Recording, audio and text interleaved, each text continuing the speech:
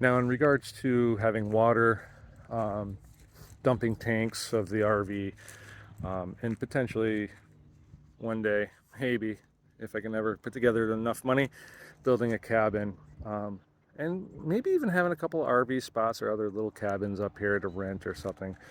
But you need to have water and septic. I was going to have a well drilled and priced that out. And at $15,000 as a dead minimum, just to come in and put a drill bit on the ground, not including however many feet, plus the casing, plus the pump, I had to resort to more feasible measures of tying into city water. Wasn't my first choice, but it was the choice that I made. And so what I ended up doing is, because the property is 400 foot by 200 foot, the 400 foot is way down there, road's down there. And so they put down the meter down there, and I trenched all this out all the way up to the spigot you can see right here. Um, I put a couple of little spots on here where it'll be easy for me to find the line later in case I want to add in extra spigots or branch off to go to cabins or things like that. So these are empty right now, but they are right on the water line, so I can just dig down nice and easy. So we got running water a few weeks ago, finally, because I was trucking all my water up 5 gallons at a time, filling up the fresh water tanks, and that's annoying. So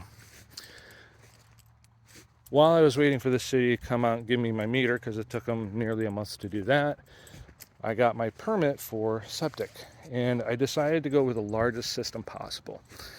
And you think to yourself, well, it's one guy and a dog. Um, why go with the biggest, possible? And the reason is because, if I ever want to have company up here, if I ever want to have, people be able to come and stay, or if I want to have,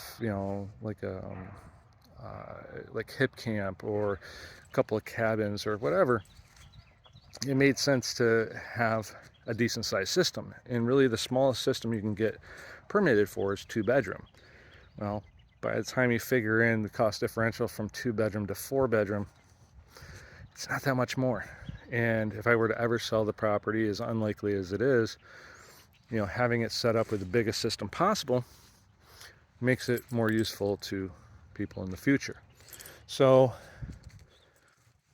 in the midst of all of this, I've also gone and gotten my septic installer's license through the state of Tennessee, because I did not feel like dropping $15,000 to have somebody else do what I can do for 5.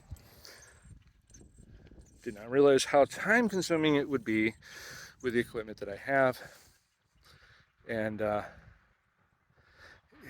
I've made some, if I had to do it all over again, I would do it differently, but I'd still do it myself. I learned quite a bit so far. So here we've got, 1,000-gallon, 1,090-gallon tank. It's a plastic tank. I've got a couple of short videos of, it getting put in place, and a bunch of pictures of the hole that had to be dug. It was not easy, not with the equipment that I have. And it took me 3 weeks to dig a hole 10 by 15, 5 foot deep, because once I got down to a certain point, it was full of rocks.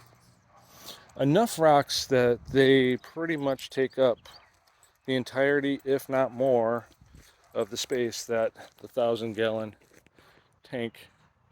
Those are just the big rocks. Okay.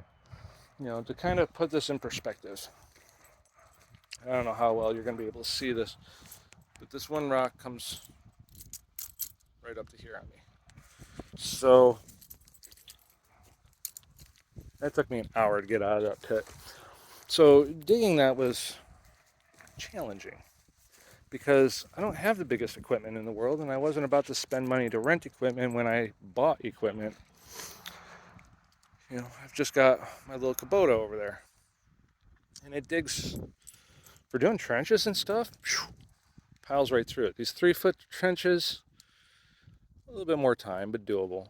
The 1-foot trenches, it just knocks them out like it's nothing. But the septic pit, yeah, this was. You can see dirt piles over here. There's another pile of rocks back in there. Those are smaller rocks. The other thing I've done is I excavated the driveway out, which I'll show in a few minutes. So I've been slowly putting the septic in. I was hoping to have it done this weekend. The septic field, we're still lacking quite a bit being done. I'm about halfway through, and but it's been raining for 2 weeks, so can't excavate when it's muddy. So little by little, I decided to go with chambers rather than gravel and pipe. Came out to be about the same price. Theoretically easier to do. Little 4-foot sections of stuff, and you just crossovers and whatnot. The problem is when you're excavating, you got to excavate dead level. You can't throw the rock on top and then level out the rock later.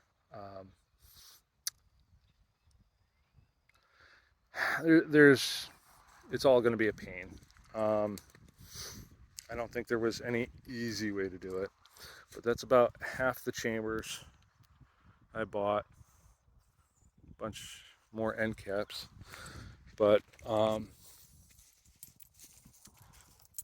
I've got really weird slope to the property, and so these are going to feed back and forth from the tank. And then this last trench here,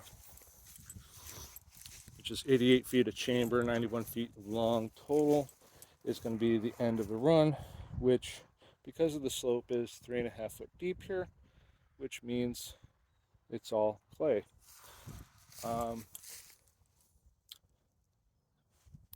So yeah, thankfully I won't be using the whole system in order to support a family or anything, because the last 15 feet not going to absorb the best. But things are a mess. It's just been go time every time you have an opportunity, and when you don't have the opportunities, because it's not worth working outside. It's raining. If it's not raining, I'm out here chugging away, So I'm gonna walk down and show you the driveway here in a moment, and then the rest of the property as well.